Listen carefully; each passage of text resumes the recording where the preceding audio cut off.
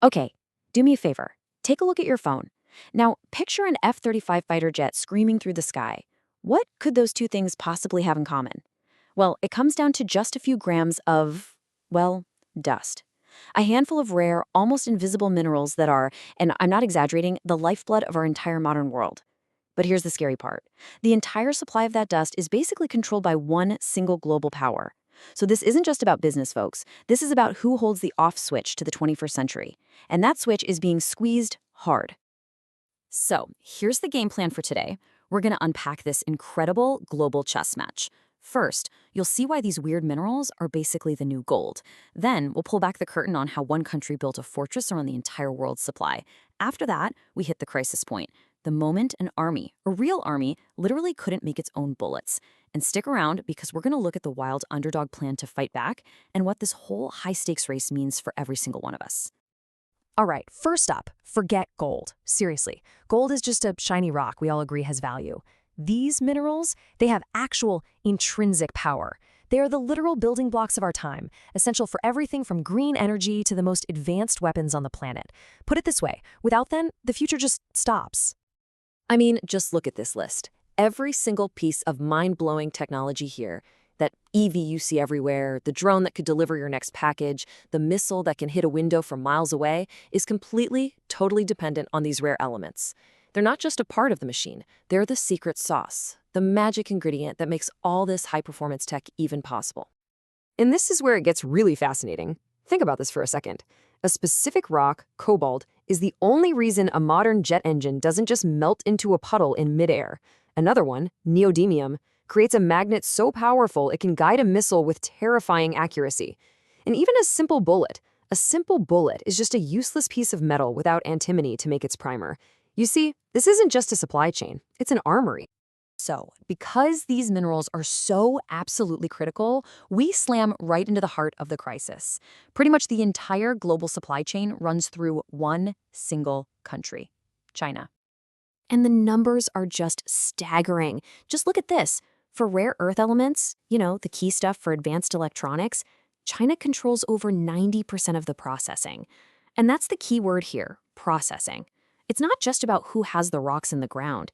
It's about who has the incredibly complex factories that can turn those rocks into the hyper-pure materials that technology actually needs. That's the choke point.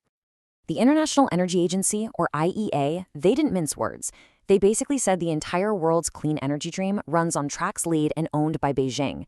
This isn't just friendly business competition anymore. It's a strategic chokehold on the future of everyone else's energy, technology, and defense. So you're probably thinking, why don't other countries just build their own refineries? Well, here's the brilliant and brutal part of China's strategy. They've used massive state funding to flood the market, deliberately crashing prices. It's a simple plan. Make these critical minerals so cheap that no one else can even afford to open a mine or build a refinery. They're not just winning the race, they're trying to make sure no one else is even allowed on the track. So for years, this whole situation was just seen as an economic risk. A problem for CEOs and politicians to worry about. But then, in 2021, the abstract threat became a very, very real and terrifying reality. Now, this isn't some hypothetical war games scenario. This actually happened. In 2021, alarms started screaming inside the Pentagon. A critical supply line from China had just gone dark. The material was called antimony trisulfide. And in that moment, the U.S. Army had the horrifying realization that it was 100% dependent on its biggest geopolitical rival for it. So what on earth is this stuff with the crazy name? Antimony trisulfide. Well, it's the one thing you absolutely positively need to make bullets. It's the key ingredient in the primer. That's the tiny explosive cap at the bottom that ignites the gunpowder. No primer, no bang. No bang, no bullet. It's that simple. An Army advisor put it perfectly. An army without bullets is just a parade. And just like that, the theoretical risk was staring them right in the face. With the flip of a switch, a foreign power could turn the most powerful military in the world into, a parade. So faced with this massive vulnerability, you'd think the US military would build some giant billion-dollar factory, right? Wrong. Their response was something so much smaller, so much more clever, a laser-focused solution to a single critical point of failure. The plan is called ground to round. And the goal here is radical. It's about total supply chain security. The idea is to control every single step for this one material, from the second the ore is dug out of the ground in Idaho to the final finished bullet.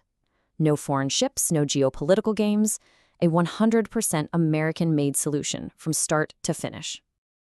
And to pull this off, they formed a kind of dream team. You've got the U.S. Army as the guaranteed customer, the brilliant scientists at Idaho National Laboratory handling the high-tech processing, and a private mining company, Perpetua Resources, which just so happens to be sitting on the only known major deposit of antimony in the entire country. Now get this. This is the coolest part. The entire refinery fits inside 4 shipping containers. It's a pop-up factory. It's designed to produce just enough for the Army's peacetime needs, about 7 to 10 metric tons a year. But the real genius is its flexibility. If a war breaks out, you don't need to spend years building a new plant. You just ship in more containers and plug them in. It's modular, it's scalable, and it's the perfect answer to a rigid, centralized threat.